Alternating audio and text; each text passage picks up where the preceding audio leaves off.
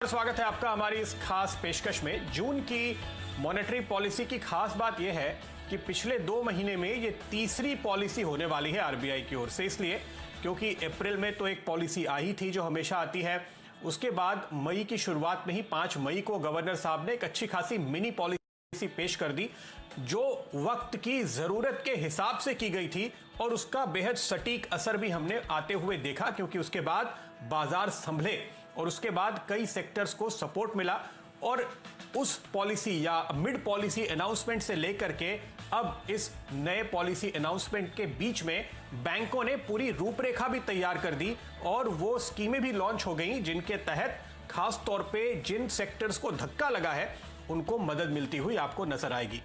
तो ये तो एक मिड टर्म एक्ट जो कि हो चुका है, इसलिए अब 2 महीने बाद गवर्नर साहब के पास और क्या कुछ बचा है, उनकी तरकश में अभी और कौन से तीर बाकी हैं या कौन सी चीजें हैं जो पूरी नहीं हुई, कौन सा उनका मकसद था जो अभी पूरा नहीं हुआ है और उसके लिए उन्हें नई घोषणाएं करने की या पुरानी घोषणाओं में फेरबदल करने की या पुरानी स्कीम का दायरा बढ़ाने की जरूरत है। यही सवाल है इस वक्त पॉलिसी के पहले राय लेना चाहूंगा कि अब क्या बाकी रह गया है। जाहिर है कि एक कंटिन्यूएशन में देखना चाहिए पिछली 2 पॉलिसीज को और खास तौर पे मई में एक तरह से गवर्नर साहब को लगा कि 1 महीना रुक नहीं सकते, तो आज ही हमें कुछ घोषणाएं करने की जरूरत है।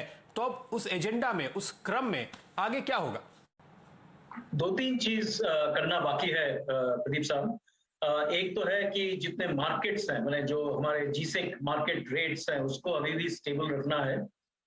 उसके लिए हम एक्सपेक्ट कर रहे हैं कि एक वो जो उनकी जो जीसैप प्रोग्राम जो शुरू किए थे जीसैप 1.0, वो अभी एक जीसैप 2.0 आएगा, ये पॉलिसी में या उसके आगे वो करनी होगी। रेट्स बाकी सब तो एक ही रहेगा, वहां पे तो कोई चेंज नहीं आएंगे। तो उसके सिवाय जो क्रेडिट के जो फैसिलिटीज हैं, जो पिछले हफ्ते ECLGS 4 का घोषणा किया गया, हमारा ख्याल है कि जितने अभी भी मॉरेटोरियम या रिस्ट्रक्चरिंग या कैपिटल रिकग्निशन, ये जो चीज जो पहले जो अनाउंस किए थे वो अभी और एक्सटेंड करेंगे। जून तक के जो था वो सितंबर तक के करेंगे। उसके सिवाय ECLGS 4 के डिटेल्ड गाइडलाइंस, उसके बारे में भी कुछ सोच सकते हैं। इसके सिवाय कुछ थोड़े बहुत छोटे मोटे कुछ प्रूडेंशियल रेगुलेशन जो रिस्क वेट्स वगैरह हो गए वो ये है, वो छोटे मोटे चीज इसमें गवर्नर के स्टेटमेंट में दिखने की उम्मीद है। उसके सिवाय उनके फॉरवर्ड गाइडेंस क्या बोलते हैं वो बहुत इंपॉर्टेंट है इस बात। ओके, अदिति, एक बात जो हम कई इकोनॉमिस्ट के मुंह से बार बार सुन रहे हैं कि अब फिस्क को काम करने की जरूरत है, यानी सरकार को कोई मदद सीधे तौर पे करने की जरूरत है, स्टिमुलस देने की जरूरत है। लेकिन ऐसा क्या कुछ हो सकता है? जो अभी ECLGS स्कीम की बात हो रही थी, मेरा ख्याल है अब तक जो सबसे बेहतरीन एक इम्पैक्ट आपको आता हुआ दिख रहा है, क्योंकि 2.5 लाख करोड़ के लोन ऑलरेडी बढ़ चुके हैं। तो इस तरह का क्या कुछ और किए जाने की जरूरत है? क्या आपके हिसाब से, आपकी स्टडी में, आपके कवरेज में ऐसे सेक्टर्स हैं जिनकी अभी तक पूरी मदद नहीं हो पाई है, उनके लिए कुछ करने की जरूरत है? आखिर सरकार से या वित्त मंत्री से अपेक्षा क्या है? देखिए, ओवरऑल अगर देखें तो इस बार की पॉलिसी से थोड़ी लिमिटेड एक्सपेक्टेशंस हैं। रेट्स में कोई चेंज हमें कहीं नहीं दिख रहा। काफी महीनों तक जो अकोमोडेटिव स्टांस है वो कंटिन्यू होगी और मेरे हिसाब से अगर उसका थोड़ा और स्ट्रॉन्ग एक कमेंट्री आ सके MPC की तरफ से कि अकोमोडेटिव स्टांस काफी हद तक एक्सटेंड होगी, जब तक एक्सटेंड हो सकती है तब तक एक्सटेंड होगी, तो आई थिंक ये पॉजिटिव होगा। दूसरी बात, हमने अगर फिस्क की जैसे आपने छेड़ी है, तो डेफिनेटली अगर हम गवर्नमेंट ऑफ इंडिया की अपनी फिस्कल हेल्थ को देखें तो लास्ट ईयर का आउटकम एक्सपेक्टेशन से बेटर था और थोड़ा बहुत हमें बफर इस साल में लग रहा है, क्योंकि इस साल का कुछ एक्सपेंडिचर पिछले साल प्रीपे हो गया था 1 लाख करोड़ के आसपास।